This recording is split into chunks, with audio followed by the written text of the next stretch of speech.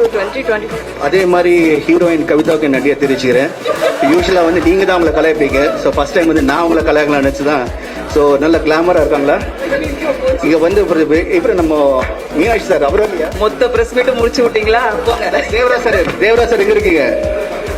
Devaraj sir ஓகேயா? Thank you. இவ்வளோ நாள் நல்லா போயிட்டு இருந்த பிரஸ் மீட்டை மொத்தமாக முடிச்சு விட்டீங்களா? எனக்கு மிக ரொம்ப ஒரு சந்தோஷமான விஷயம் என்னன்னா, அப்பா வந்து இப்போ யூஸ்வலாக கேட்பீங்க என்ன கிஃப்ட் கொடுத்தாருன்னு. இப்போ வந்து பிரசாந்த் 55 சொல்லிட்டு ஒரு மிகப்பெரிய கிஃப்ட் கொடுத்துருக்கு. அது சாதாரண கிஃப்ட் கிடையாது.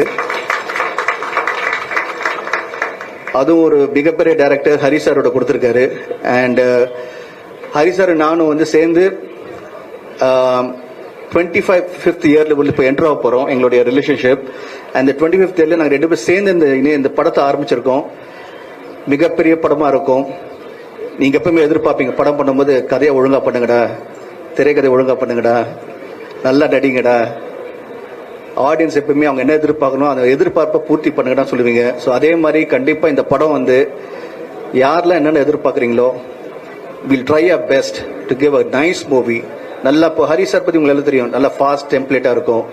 இந்த ஜென்ரேஷன் நெக்ஸ்ட் ஜென்ரேஷனுக்கும் வரப்போற ஜென்ரேஷன் இந்த படம் திரும்பி பார்க்கும்போது தமிழ் எப்படி எல்லாருமே பார்க்கும்போது சூப்பர் படம் சொல்றீங்களோ, இப்போ பார்த்த கூட ஒரு நல்ல படம் இருக்கும்னு சொல்றீங்களோ, அதே மாதிரி இந்த நம்ம 2 பேர் சேர்ந்து இப்போ ஜஸ்ட் ஸ்டார்ட் தான். இப்போ நெக்ஸ்ட் வந்து இப்போ அடிக்கடி நம்ம மீட் பண்ண போறோம்.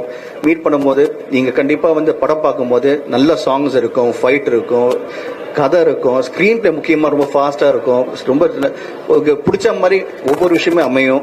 அண்ட் ஹரி சார் பத்தி சொல்ல மாட்டேன், ஃபேமிலி சென்டிமெண்ட்டும் சேர்ந்து இருக்கும். ஸோ எல்லாருக்கும் பிடிச்ச மாதிரி இந்த படம் அமையும். ஒரு மிகப்பெரிய படமா இருக்கும். ஏன்னா இந்த படத்தோட ப்ரொடியூசர் வந்து தியாகராஜன் சார், அது எனக்கு தந்தை. அவர் சாதாரணமாகவே எடுக்க மாட்டாரு, எல்லாமே பிரம்மாண்டமா எடுப்பாரு அவரு.